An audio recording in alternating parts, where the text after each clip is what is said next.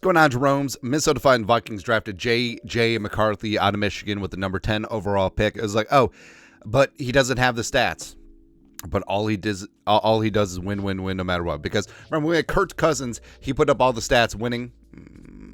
Maybe not so much, but on a trait-based pick, also in terms of offensive fit, McCarthy's perfect, man. McCarthy is absolutely perfect, kickstarting my heart and transitioning from the Kirk Cousins era. But this year, you got Slinging Sam Darnold, a $10 million bridge quarterback. Lots of potential that has not been panned out on and not been realized. Unrealized gains since he came in as a number 3 overall pick in 2018. But it's sort of like Christmas. Like you just want to rip open your new present. You just want to get after things and fully understand. Now, I sort of vacillate because I see both sides. Because number one, it would be awesome if McCarthy just came in, dominated training camp, and was great out of the gate. But also, I see the upside of McCarthy sitting for a year, and hell, Patrick Mahomes sat for a year, right?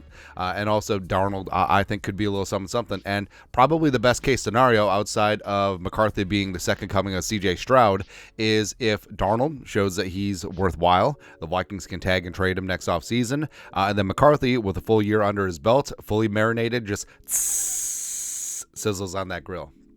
That's right. But long story longer, Kevin O'Connell had some choice things to say about JJ McCarthy when he's going to be on the field. Kevin Seifert, who is not Carl Gershman, who is not, had a very extensive piece today inside the Vikings move from Kirk Cousins to JJ McCarthy. Also, despite what all the haters and the losers say on the old interwebs, McCarthy was the 1-1 choice. Of course, what do you expect the team to say? But also, I was told reliably that something that is completely unprovable, that the Vikings wanted Penix. Yeah, okay, sure. All right, so getting into this. The Vikings moved through their spring practices with Darnold atop the depth chart, and O'Connell confirmed the obvious in mid-June. Darnold will open training camp as the Vikings' number 1 quarterback. But he did say on KFan this morning that it will be a competition. For the first time under adofo-mensah and O'Connell, the Vikings appear set to bring 4 quarterbacks to camp, blah, blah, blah, blah, blah, blah, blah, blah.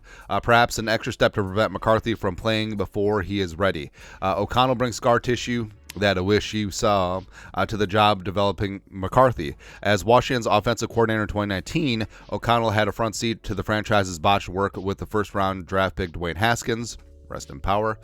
Despite initial plans to take a methodical approach to his development, Coach Jay Gruden put Haskins on the field in Week 4, long before he was ready. Well, I think that is way more about Jay Gruden than Dwayne Haskins, but, when we selected him, Dwayne, we had a lot of confidence in what he could become under the right circumstances and development and timetable, O'Connell said, and that didn't exactly end up being the mindset of just a few short months later. And that's the whole thing, too. Like, once you commit to a plan of action, commit to it. It should not be all wishy-washy, because what really irked me, because last year, Jaron Hall, 5th-round pick, BYU, the Mormon missile, what irked me is the vacillation back and forth with the quarterback spot, where if you're going to commit to Jaron Hall, commit to him.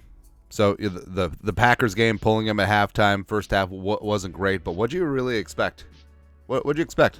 Rookie 5th-round pick, making a second career start, had some nice things in the Falcons game, but look, again, what was the plan?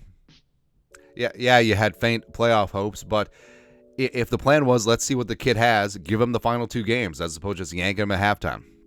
So that's what sort of annoyed me about O'Connell's plan, because it didn't seem like there was a plan. It seemed like it was completely reactionary, or hell, should have just started Mullins the entire time. After the pass shot had faltered. But with McCarthy and Darnold, once you pick a course of action, unless something behooves you to change it, don't deviate. Like, if the plan is to sit McCarthy and Darnold starts all year, start him all year. Even if he's very mid the first couple of games, let him get his sea legs under him and then develop and go from there. Because once you put in McCarthy, you can't go back. You can't be flip-flop, snip-snap, snip-snap. Can't do that, man. Continues. Next, the Vikings started at the beginning by revamping some of McCarthy's footwork. In particular, they have him putting his left foot forward and right foot back. Sounds like a dance move.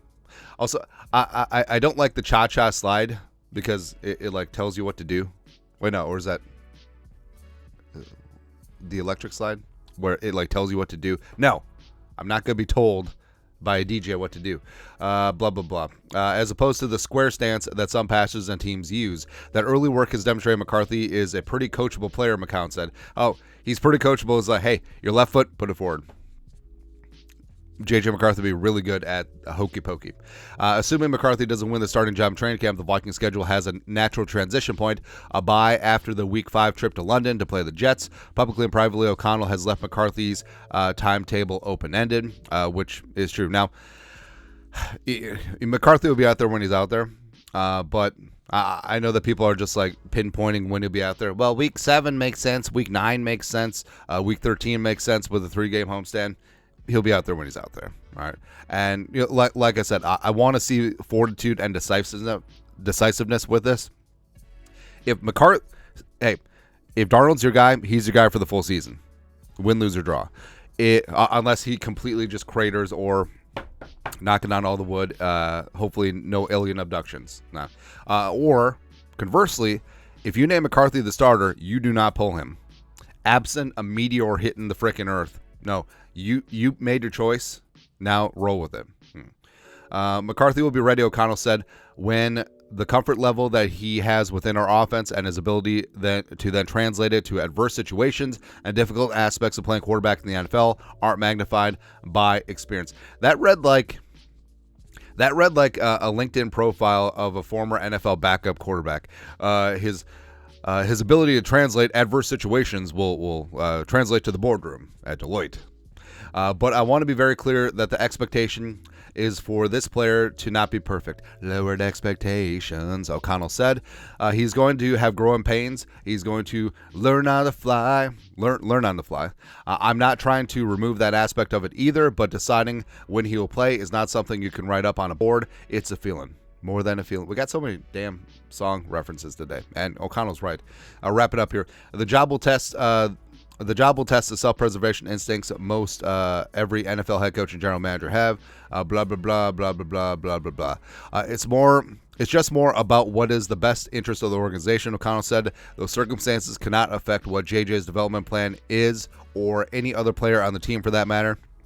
It just can't be something that selfishly ever impacts that decision. Where it's true, where O'Connell can't trot out McCarthy or keep McCarthy on the bench because he's worried about his job. Like, he has to worry about the quarterback, he has to worry about the team writ large, and that's something where Kwesi and Kevin O'Connell head into the third year of their 4-year contracts. That's why maybe just a little extension. And give them a little bit of runway because they've completely hit the reset button. Competitive rebuild is over. So being able to let them sync up and see this thing through would prevent them from making rash survival instinct decisions. That really won't change because, and I don't know if it's the former quarterback in me or not, but I do feel an obligation to have the best interests of not only JJ, but an entire team at heart when we make that decision. So I do trust, Kevin O'Connell with this decision, and there's obviously going to be input that could affect how things look. Training camp, preseason. Does Darnold look good? Does Darnold look bad? Does McCarthy look fantastic? Does McCarthy look bad? All right, so there's going to be a lot of moving parts here, but it's kind of exciting.